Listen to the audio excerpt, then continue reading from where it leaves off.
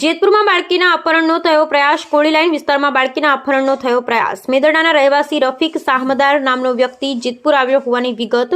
બાળકીના પિતા રસ્તામાં બાથરૂમ જતા બાળકીને ઓટલા ઉપર બેસાડી હતી. ભિક્ષાવૃત્તિ કરતા પરપ્રાંતીય શખ્સે બાળકીને ઉઠાવવાનો કર્યો પ્રયાસ. બાળકીના પિતાએ બૂમાબૂમ કરતા સ્થાનિકોએ શખ્સને પકડી પાડ્યો. શખ્સે બાળકીને ઉઠાવી તેની પાસે રહેલ કોથળામાં નાખવાનો પ્રયાસ કર્યો હોવાનું સ્થાનિકોનું કથન. સ્થાનિકોએ શખ્સને પકડી પોલીસને સોંપ્યો.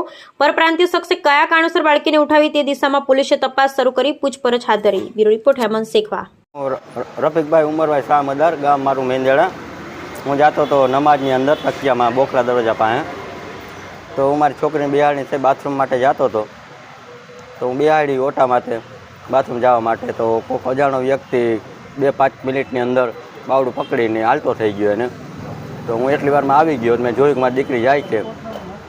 તો એ કોથળામાં નાખતો નાખતો આગળ નીકળી ગયો. એને વાંહે ધોઈડો તો 2-3 ઝાપટ મેં એને મારી હતી. મારી સામે થઈ ગયો અને મારી ગરકી દબાવવાની કોશિશ કરી. પછી હું રાડારાડી કરવા માંડ્યો. બીજી આસપાસ પબ્લિક રિક્ષાવાળા બધા ભેગા થઈ ગયા ને રિક્ષામાં ભાઈને અમે લઈ જેતપુર પોલીસ સ્ટેશન ઉપર ને પોલીસ સ્ટેશનમાં એને હોય પહોંચ્યા અમે. તમે મેંદરડાથી અહીંયા જેતપુર શેના માટે આવેલા છો? અમે રમજાન માટે 2-4 અમે ઘરે આવીએ છીએ. રમજાન મહિને ફકીર છીએ માંગવા માટે. અમે મારું નામ પરમાર ઇમરાન છે. હું રિક્ષા ચલાવું છું.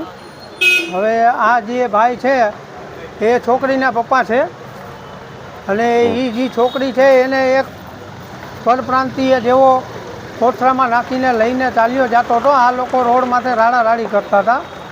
એટલે મેં એને પૂછ્યું શું છે, તો એને મને જવાબ આપ્યો કે આ મારી છોકરીને લઈને ભાગી ગયો છે, આપણે એને પકડવાનો છે.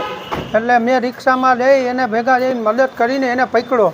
એટલે છોકરીને રજૂ કર્યો. છોકરીને એની પાસેથી મુકાવી, બરાબર. એની પાસેથી મુકાવીને અમે બધાએ પૂછ્યું અને અમે એને પકડવા જતા હતા ત્યારે એ અમારે માથે હુમલો કરવા ગયો. નાસી છૂટવાની પ્રયાસ કરતો હતો પણ અમે એને નાસવા નથી દીધો, બરાબર. તે પછી અમે અહીંયા પોલીસ સ્ટેશને જેતપુર સિટી પોલીસ સ્ટેશને લઈ આવેલ છીએ અને સાહેબને સોંપેલ છે.